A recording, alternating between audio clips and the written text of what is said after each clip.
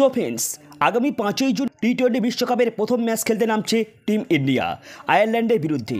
তো ইন্ডিয়ার টাইম রাত 8টায় খেলাটি অনুষ্ঠিত হবে নিউ ইয়র্কে নাসাউ কান্ট্রি ইন্টারন্যাশনাল ক্রিকেট স্টেডিয়ামে। তো দেখে নেব এই ম্যাচে প্লেইং 11-এ কারা মাঠে নামতে পারে।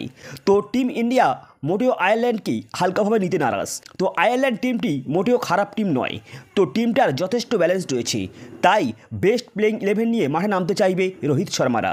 তো আয়ারল্যান্ডের পশ্চিমিং প্লেইং 11 কেমন হতে পারে? Number 1 Andrew Balbirnie, right handed batsman. Number 2 Paul Stirling, right handed batsman.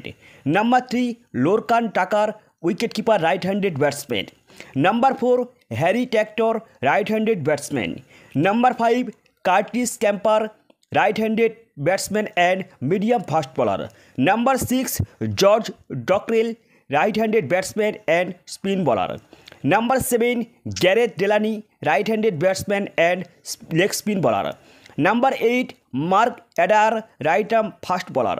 Number 9 Barry McCarthy, right arm medium fast bowler. Number 10 Craig Young, right arm medium fast bowler. Number 10 Benjamin White, right arm leg spin bowler. তো এবার আমরা দেখে নেব ইন্ডিয়ার পশ্চিম playing 11-এ কারা থাকছেন। Number 1 Rohit Sharma, captain, right handed batsman. Number 2 যশস্বী Jaiswal, left handed batsman. Number 3 Virat Kohli, right handed batsman.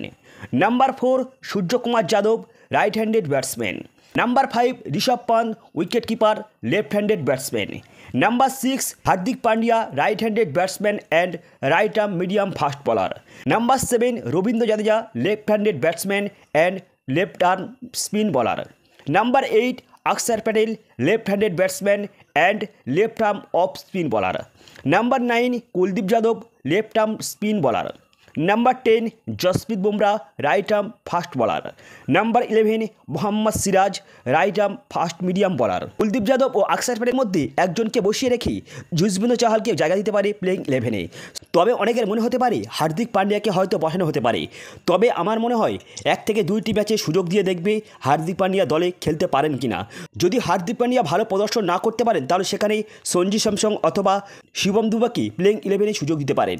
So friends, এটি হলো আমার মনে কথা প্লেইং 11। আপনাদের কি অবশ্যই কমেন্ট বক্সে জানাবেন। সো এই ছিল আজকের ভিডিওটি ভালো লাগলে অবশ্যই লাইক, কমেন্ট এবং চ্যানেলে প্রথমবার থাকলে সাবস্ক্রাইব করে যাবেন। So good bye.